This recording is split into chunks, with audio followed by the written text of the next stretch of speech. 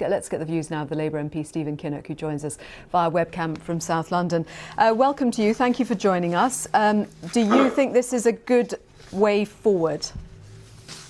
Yes, I think it's a step in the right direction. I've been campaigning for 2 years now for our Brexit to be based on membership of the European Economic Area. Some people call that the Norway option or Common Market 2.0. And I think this is definitely a step in the right direction. I think it needs to be made more specific, though. I think it needs to have a specific commitment to membership of the European Economic Area so that we can really give businesses and communities across the country the stability and certainty and security that they're crying out for. And I think if we leave too many loose ends in the political declaration, we will still have too much uncertainty. But it's certainly a big step in the right direction.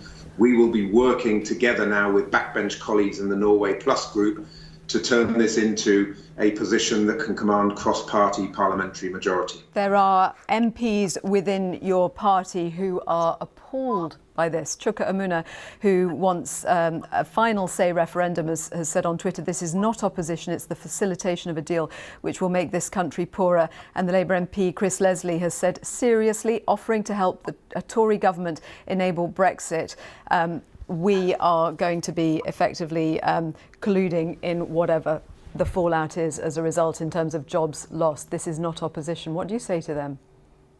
I have huge respect for Chuka and Chris and all my other colleagues who are campaigning for a second referendum, but I would say to them with all due respect that they voted for the European Economic Area amendment back in June. Of course, there were 76 Labour MPs who voted for that amendment in what was the biggest rebellion at the time in the history of the Parliamentary Labour Party.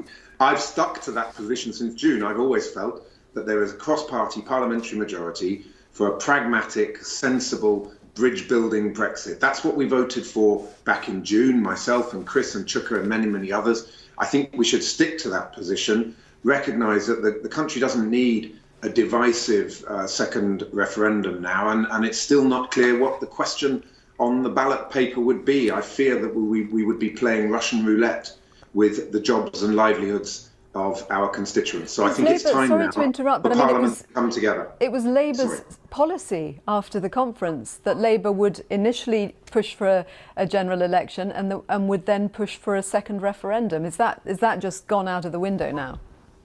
That's not quite correct, your interpretation, because what we said was we would push for a general election and then all other options would be explored. And if nothing could be sorted out, then a second referendum would be an option. What we're doing now, what Corbyn's letter to the Prime Minister is doing, is pushing for all of those other options. And what that really means in practice is a close alignment with the single market. I think that should be through an explicit commitment to membership of the European Economic Area, a form of customs union, and that delivers, of course, frictionless trade on the Irish border, and it protects the jobs and the livelihoods of the people that we were elected to represent. I was in Brussels on Monday, meeting with Commission officials like Martin Selmayr, also with Guy Verhofstadt, the Brexit coordinator in the European Parliament. They made it absolutely clear that they're open to changing the political declaration. So what we need is a deal that can be landed with Brussels easily,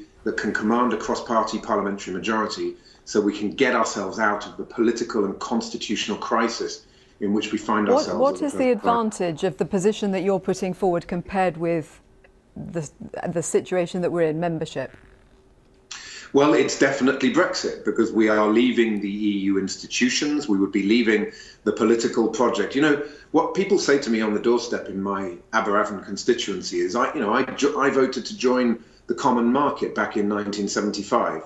And then somewhere along the line, I think after the Maastricht process, really, Europe became something I hadn't voted for. We need to step away from all the political paraphernalia and tangle and get ourselves clearly rooted in an economic and commercial relationship that works for Britain, that would work for the European Union. I mean, just because we're almost out of time, but I mean, you're saying that people wanted to step away from the political union.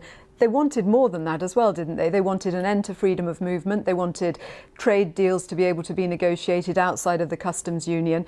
They wanted something more than just leaving the Union in all but name? I think 52-48 is a mandate to move house but stay in the same neighbourhood. It is a mandate for a bridge-building Brexit that gets us out of the political institutions, which does in fact involve checks on free movement of labour. Articles 112 and 113 of the EEA agreement provide an emergency brake on the free movement of labour. It gets you out of the institutions, but it keeps you in the EFTA court, so you're not in the European Court of Justice jurisdiction. It is a stepping away from the EU without jumping off the cliff and wrecking our economy. And that's the kind of compromise. I think British politics needs to rediscover the lost art of compromise. And that is what our proposal has always been about. I'm very pleased that Jeremy Corbyn is taking a step in the right direction, but there's still some further distance to travel before we can really get a political declaration that we can vote for, and that will deliver the kind of Brexit that's going to reunite our deeply divided country. Stephen Kinnock, thank you.